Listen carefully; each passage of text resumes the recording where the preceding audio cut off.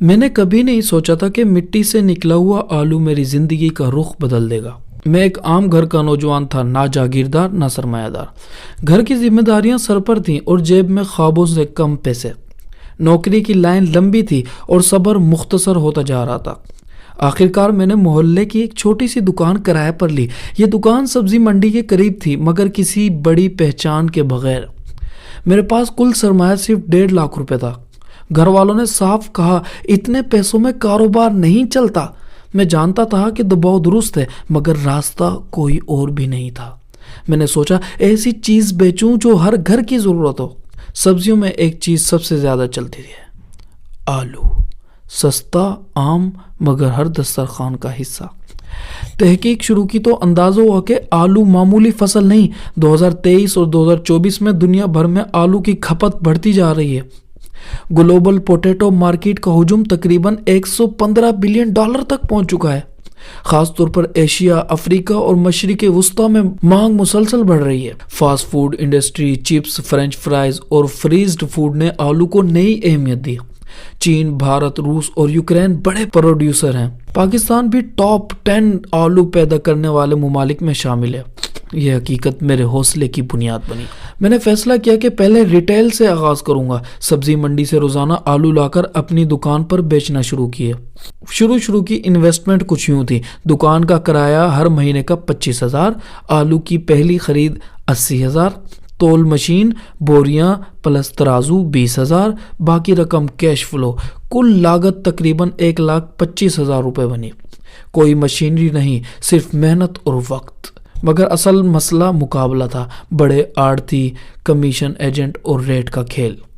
پہلا ہفتہ، پہلے دن آلو بک گئے، مگر منافع نہ ہونے کے برابر تھا۔ شام کو حساب لگایا تو صرف 600 روپے بچے۔ گھر جا کر چپ رہا، بات کرنے کی ہمت نہیں تھی۔ دوسرا ہفتہ، ریٹ اچانک گر گیا۔ 2 دن نقصان برداشت کیا، سوچا شاید یہ غلط فیصلہ تھا۔ میں نے کسان سے براہ راست رابطہ کیا، درمیانی آدمی نکلا تو قیمت بہتر ہوئی۔ یہ پہلا سیکھنے والا لمحہ تھا۔ چوتھا ہفتہ، یہ پہلا ہفتہ تھا جس میں نقصان نہیں ہوا۔ گھر والوں نے کچھ نہ کہا، مگر نظر سب سمجھا رہی تھی۔ دوسرا مہینہ آیا، میں نے مختلف قسم کے آلو رکھنے شروع کیے، سفید، لال اور فرائی کے لیے مخصوص۔ گاہک پہچاننے لگے کہ یہاں معیار ملتا ہے۔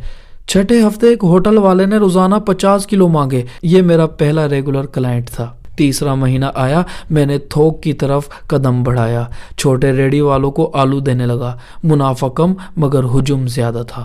10ویں ہفتے پہلی بار 15,000 روپے بچائے۔ گھر میں پہلی دفعہ مسکراہٹ دیکھی۔ چوتھا مہینہ آیا، میں نے فیس بک مارکیٹ پلیس پر پوسٹ لگائی، fresh potatoes, wholesale and retail. Online order آنا شروع ہوئے، خاص طور پر ریسٹورنٹ سے۔ 14ویں ہفتے میں نے ڈیلیوری کے لیے موٹر سائیکل رکھی۔ کاروبار آف لائن سے آن لائن کی طرف بڑھ رہا تھا۔ 5واں مہینہ آیا، میں نے آلو کی گریڈنگ شروع کر دی، چھوٹے، درمیانے، بڑے، الگ الگ ریٹ۔ یہی فرق مجھے باقیوں سے الگ کرنے لگا۔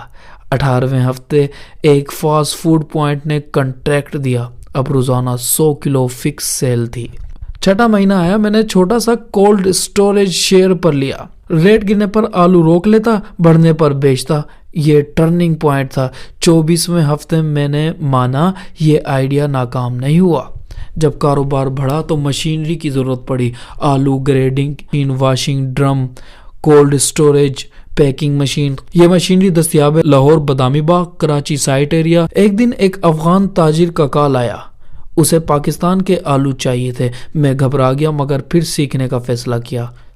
پاکستان سے آلو ایکسپورٹ کا طریقہ: SECP میں رجسٹریشن کرنا، FBR سے NTN لینا، WEBOC میں سسٹم میں اندراج کروانا، TDAP membership, plant protection department, phyto سے سرٹیفکیٹ،